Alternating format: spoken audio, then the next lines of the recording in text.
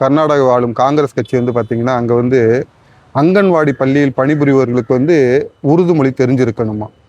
இது எப்படின்னா, அந்த காலத்தில் வந்து திப்பு சுல்தான் உள்ள படையெடுத்து வந்தான் பார்த்தீங்களா, குடகு முதல் குமரி வரை வந்து இந்துக்களை ஆயிரக்கணக்கில் போய் வால்மணியில் வெட்டி வீழ்த்தி மதம் மாட்டிட்டு இருந்தான், கோயில்களை இடித்து தள்ளினான். அவன் செஞ்சான், கன்னட மொழியை நசுக்கி விட்டு உருதுவையும் பாரசீகத்தையும் பரப்பினான். அதே அந்த திப்புவின் ஜிகாதி மனப்பான்மை அந்த எச்சை ஓட்டுக்காக, சிறுபான்மையின் எச்சை ஓட்டுக்காக அந்த ஜிகாதி மனப்பான்மையை காங்கிரஸ் கட்சி கையில் எடுத்திருக்குது.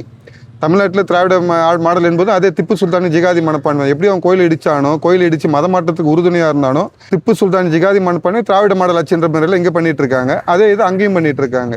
உருது படித்தால் மட்டும்தான் அரசு நடத்தும் அங்கன்வாடியில் பள்ளியில் வேலை என்பது கலாச்சாரத்தின் மீது, பண்பாட்டின் மீது நடக்கப்படும் போர். திப்பு சுல்தான் அன்னைக்கு பண்ணால் இன்னைக்கு திப்பு சுல்தானின் கள்ள வாரிசுகளாகி போன காங்கிரஸ் கட்சிக்காரங்க பண்ணிட்டு இருக்காங்க. ஏற்கனவே தமிழகத்தில் திப்பு சுல்தான் கள்ள வாரிசுகள் தான் திராவிட மாடல் ஆட்சி நடத்திட்டு இருக்காங்க.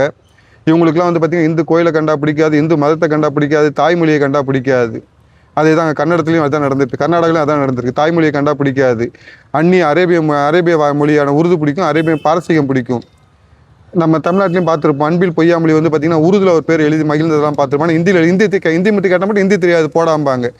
இந்திய நாட்டில் இருந்து கொண்டு இந்தியாவினுடைய மொழி வந்து அவங்களுக்கு தெரியாது.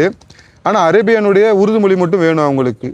இந்த மாதிரி ஒரு கேவலமான அரசியல்வாதிகள் பெருகுவதற்கு காரணம் நம்ம ஓட்டு நம்ம வந்து சரியாக போடாதனால தான். கர்நாடகாலையும் அந்த தப்பு தான் பண்ணியிருக்காங்க, தமிழகத்திலும் தப்பு தான் பண்ணியிருக்கோம். நாம் நம்முடைய ஓட்டை வாக்கை சரியாக செலுத்தினால் இந்த திப்பு சுல்தானின் கள்ள வாரிசுகள் இருக்கும் இடம் தெரியாமல் அழிந்து விடுவார்கள்.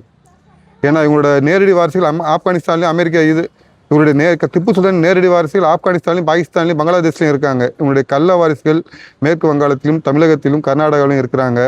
நம்ம இந்த முறை சரியான முறையில் நம்முடைய வாக்கை செலுத்தவில்லை என்றால் இந்த வாரிசுகளின் கொட்டம் அடக்க முடியாத அளவுக்கு போயிடும். இந்த திப்பு சுல்தானின் கள்ள வாரிசுகளின் கொட்டத்தை அடக்க இந்துவாக இணைந்து இந்து ஓட்டு வங்கியை உருவாக்கி ஓட்டு போடும்போது இந்துவாக இருக்க வேண்டும்.